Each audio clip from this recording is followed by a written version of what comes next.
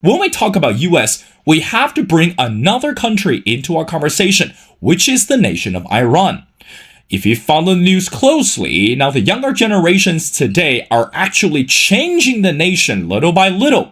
How much do we understand that?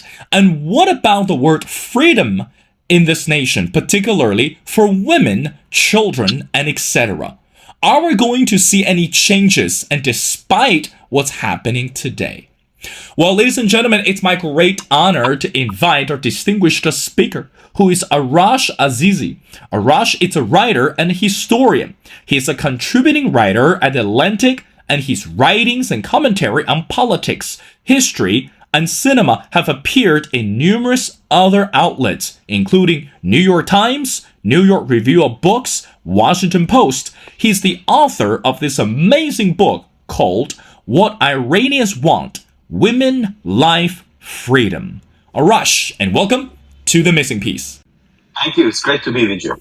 Arash, I want to get started. Before we talk about your book, recently you came out with another piece that, as we mentioned before, today when we talk about this political intersection or political intricacy, US surely gains the attention more than anything else. But meanwhile, recently on The Atlantic, you came out with a piece to mention that the election happens in Iran. It's also about Donald Trump. Help us with better understanding what is the correlation between Donald Trump and the current political atmosphere in the nation of Iran. Why is that so complicated today? Your thoughts? So, in order to get why Trump is so relevant to the Iranian politics today, we need to look at the recent history of Iran and the US relations. Very briefly put, 2015 is an important day to talk about. In 2015, Iran, under the presidency of then Hassan Rouhani, who was a sort of a centrist figure, Iran made a deal with the United States to lift the sanctions on the Iranian economy in exchange with Iran relaxing its nuclear program. So Iran has been revealed to have a nuclear program since 2002. And since then, an ongoing nuclear crisis has been going on effectively with West and others imposing a lot of sanctions on Iran for the nuclear program and also for other issues, but mostly the nuclear program. They basically want to break the Iranian economy to prevent it from getting to a nuclear weapon. And in 2015, under President Obama, who had sort of promised to work on this, the United States and Iran made a historic deal called the Iran deal. It was made in Vienna. I was a young journalist then. I was in European cities for a couple of years reporting on this very arduous path to get there. In 2015, finally, this deal was signed. But of course, what happened was the most unexpected event, which was that a very unusual Republican succeeded President Obama, and that was Trump. And Trump exited the Iran deal in 2018. So look, basically, I mean, Trump upended American politics, and of course, he instituted what he called maximum pressure policy, very aggressive moves against Iran. He killed Qasem Soleimani, who was Iran's leading general, put a lot of pressures on the regime. Although it's very clear that he doesn't want regime change either. He just wants to make a new deal with the regime. At any rate, with Trump very positively winning the elections in November, with his possibility being very strong, and Iran having to go through its own presidential elections. The elections, of course, are not free and fair, and they don't really determine policy, but they do determine who's in charge in sort of day-to-day management of the country. And these unexpected elections in Iran that came about because the president died in a strange helicopter crash a couple of months ago in May. And, you know, with the possibility that now Trump might come back, his shadow really looms over the Iranian elections, as in the Iranian regime and the Iranian state and the Iranian people really, in thinking about the next few years, are very much thinking about what would a second Trump presidency be like? What policies would he institute and how different would it be from President Biden? President Biden was committed to the revival of the Iran deal of 2015. It didn't quite work out for reasons that we can talk about if you want, or we can talk about other things, but at any rate, the Trump's return, the possibility of Trump's return has really frightened many in the Iranian establishment and has helped focus their minds on the issue, if you will. Arash, let's talk about the nation of Iran. again, based on your book, of course, that it's first of all, I have to say that the more I read about your book, and the more I'm fascinated about, coming to the word freedom, coming to the word democracy. But before we dive into the sort of conversation, I want to talk about the concept called totalitarian state.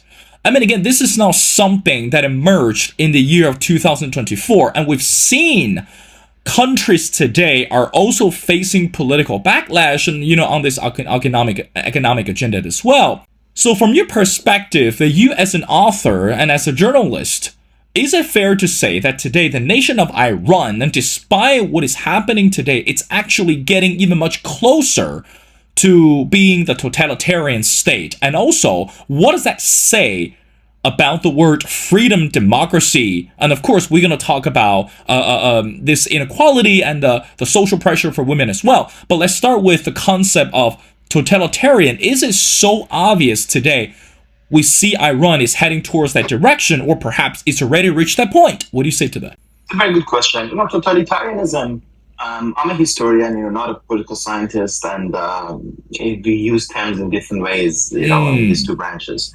Totalitarianism, as a historian, for me, is sort of a questionable category in many ways. One of its most famous progenitors is the Hannah Arendt's Origins of Totalitarianism, which looks at both Stalin's Soviet Union and Nazi Germany. And the Islamic Republic of Iran does have similarities to both Nazi Germany and Soviet Union, actually. I think much more Soviet Union than Nazi Germany. But I think it's also very distinct and different. And also, it's not quite totalitarian in many ways. It's a very strange political system. It's one of the most closed and repressive political systems in the world. There is no question about it.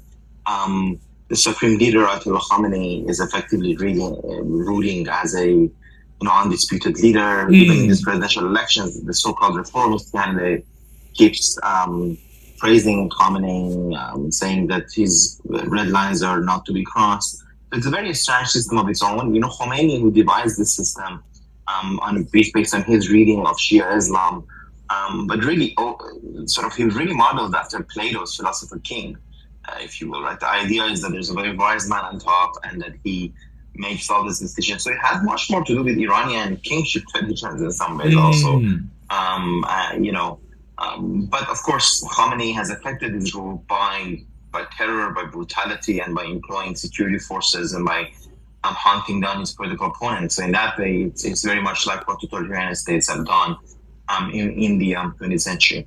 So I guess if I wanted to give a more straight answer to your question, is that the Iranian elite has been split for a while now. There's really been a split since the late 1980s and 1990s about, what kind of Iran do you want? And some want Iran to be North Korea, and the Saeed Jalili, who is now the leading hardliner candidate in the elections in 2 days, right? He really is a North Korea candidate, right? Like they want Iran to be closed off.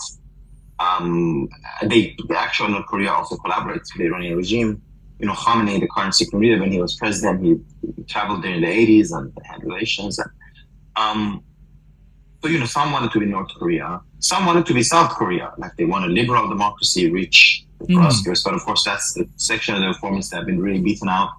But a much larger section, they wanted to be somewhere like Vietnam or China of today, right? So a closed political system, but one that is sort of technocratic, competent, has good economic relations with the West. So these are really the categories that people think about. They're sort of grand horrors of like Nazi Germany or Soviet Union. We have experienced moments like it, like the 1980s in Iran, and when many political prisoners are executed. And there are definitely features of fascism and sort of this totalitarianism in the thinking of many figures in the regime. And there are those, as I said, who want to take the country in the direction of North Korea. But it's really best understood by its own terms and in terms of its own history, probably with occasional references to other places. But I don't think it really does fit the model, sort of totalitarian model, very easily or very well. Because there's also the fact that there's so much dissent and so much a very lively political culture comes with a lot of repression, but it's still, a lively political culture, which I think makes it distinct from a basically totalitarian model. But as I said, I'm not a big fan of the model to begin with. So. Well, Arash, as someone who has ever been to North Korea numerous times in the past, that it's rather devastating to even to comprehend that someone will like to turn the nation, or will like to model the nation as North Korea. I mean, again, for our listeners and viewers, we all know that it is not a good example, and surely this is not an ideal political system to put into Iran. Now, let's continue our conversation. Arash, one time that when I had a similar conversation with someone also talk about Iran, and of course we have to bring US into our conversation, the person clearly stated, and I quote, that capitalism is the soulmate of democracy, equally flawed but fair. Now, I know that today when we talk about democracy, when we talk about capitalism, I mean, again, it's rather controversial, but let's bring this into the nation of Iran. How should we understand this economic agenda that entwined, or even, let's say, to be compatible with this political interest? I mean, we know that people today in Iran suffering on this economic level as well. But how should we understand this political motivation that continue to push people to understand or to accept the circumstances without actually putting tangible or feasible solutions on the table? What do you say to that? I guess so if I understand your question correct, if you're asking about the economic system of the Islamic Republic, it's a good conversation. Economic system of the Islamic Republic is also quite strange and on its own right. But the shorter story of it is, in 1979, when the Islamic Republic was founded after this revolution, it was supposed to offer a new model to both capitalism and communism. And I guess the idea was it would be some sort of the economy of the oppressed, and that it would be uplifting. This is a very leftist era in the world, of course, the global 60s, right? So a lot of ideas were socialistic, but of course, many of the leading elites of this revolution were anything but socialistic. They were the landed elites, they were the merchants, they were not interested in sort of socialism. So most socialistic sort of plans, and we had people who were in favor of heavy industrialization, people who were in favor of rural development in sort of a socialistic way, modeling themselves after Cuba and other places. I mean, they did do some of that in the 80s, but by the 1990s, that sort of really pushed aside. And the people who come on top, including Khamenei, most importantly, who becomes supreme leader in 1989, they really go for hardcore capitalist policies. And effectively, they understand that there's no such thing as an Islamic economy. You can use whatever words you want. But, just like there's really not such a thing as a Buddhist economy, as people try to implement in Burma or other places, these are all words. I mean, what really matters is, and you can have different religious inspirations behind whatever economic program you do, but at the end of the day, what really matters is what kind of program you do. And in Iran, what effectively we have is a kind of corrupt mafioso capitalism, similar to Putin's Russia in many ways. And, you have a large number of organizations that are, we call them paraestatal.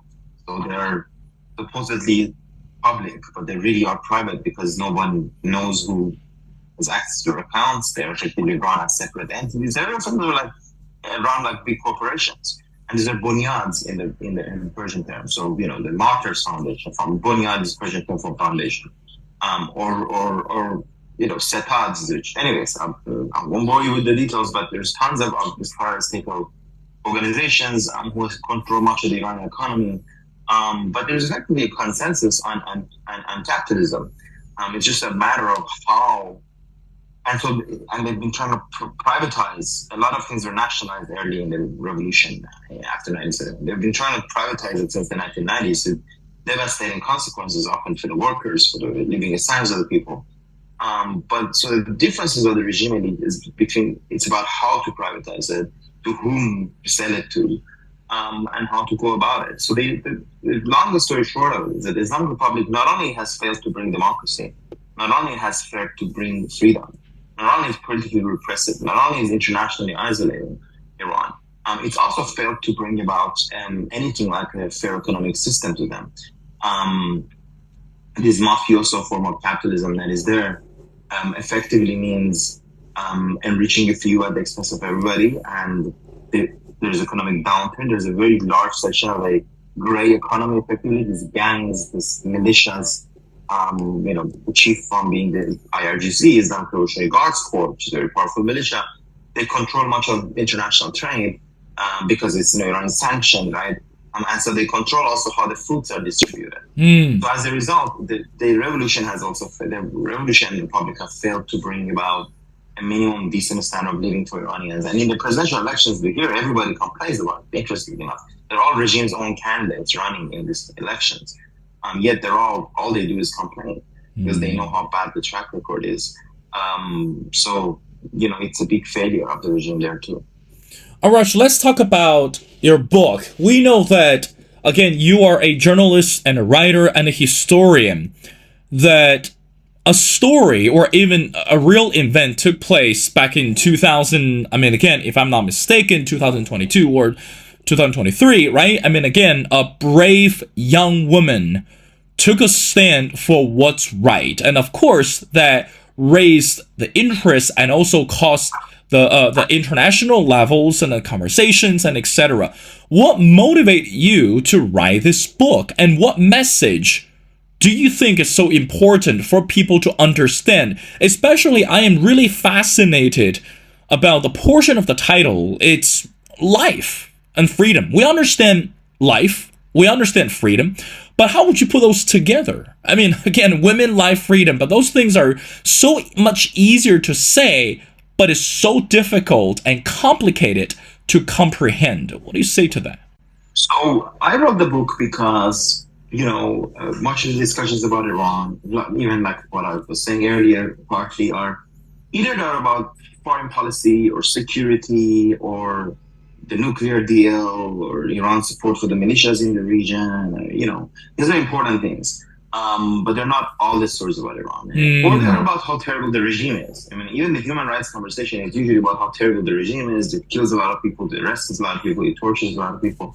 But what I wanted to show in the book was a more positive image of Iranians in all spheres of life, whether they're trade unionists or feminists or leading groups against sort of for religious freedom or for oppression of the ethnicities or LGBT groups, which actually sort of don't really talk about LGBT groups in the book, which is a failure of mine. But at any rate, there are tons of groups, in the Iranian society, a very vibrant civil society, which has been fighting for these goals for more than 2 decades.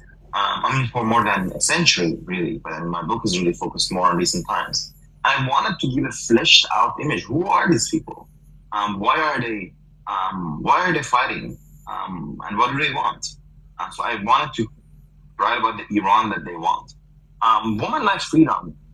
So it's woman, life, freedom. It's a slogan that was adopted from the Kurdish movement, actually. The Kurdish movement in Turkey and Syria came up with this slogan a while ago in the last few years. And Iranians adopted it. Movements borrow from each other. So they adopted it and they made it their own. And really encapsulate the demands of the Iranians, the end to oppression of women, of course, a demand for freedom in all spheres of life. And life, the life part is one of the most fascinating parts, because what Iranians want in many ways is what they call themselves, a very striking slogan, they call it a normal life.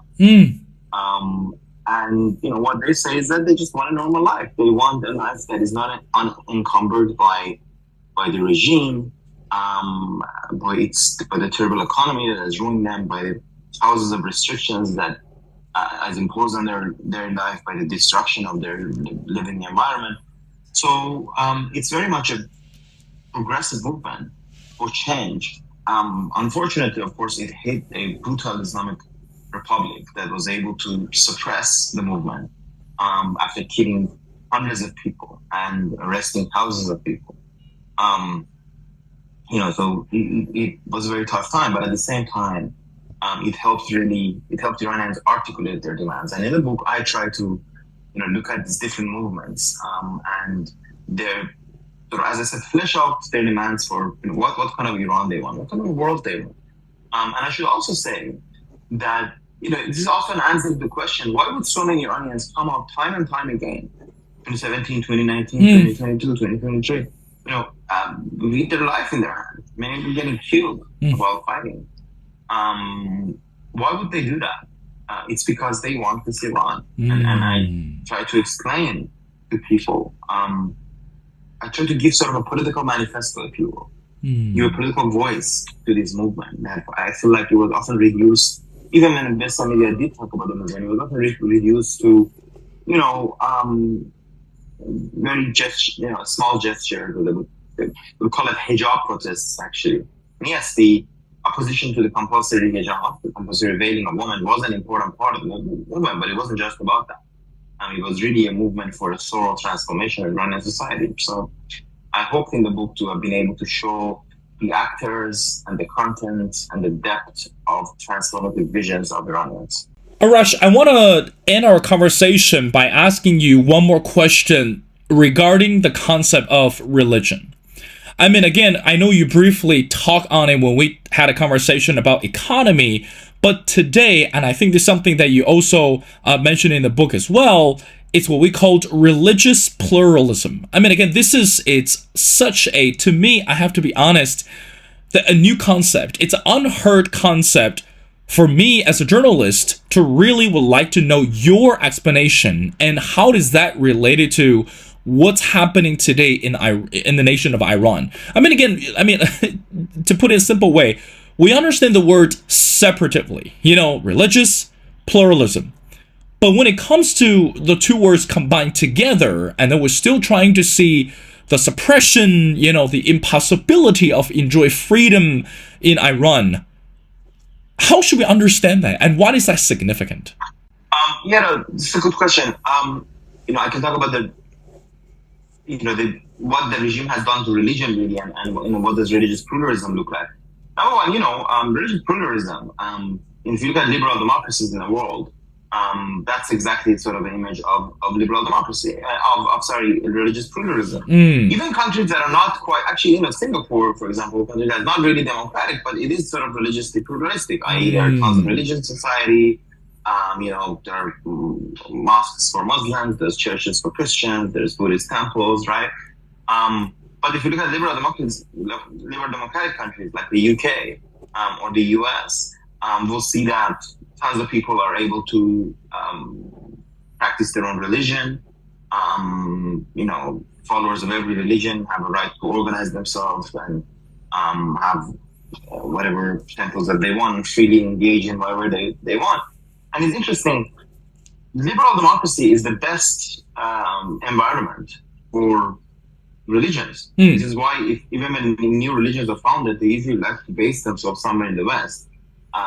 It's because that freedom allows you to gain followers on the basis of true belief and to organize your affairs freely. Whereas in religiously oppressive countries, Iran is the most extreme example in some ways because it is, of course, an Islamic republic. There's the Shia Islam is the official religion. And there are tolerated minorities like Judaism, Christianity, and Zoroastrianism. There are those who they are more indifferent about, like, let's say, Sikhs or Buddhists or Hindus. They exist in very small numbers. But the biggest religious minority in Iran is the Baha'i faith. Baha'i faith is a new religion that started in Iran in the 19th century. It has now millions of followers around the world. It has more than 1 million followers in India, for example. It has followers everywhere.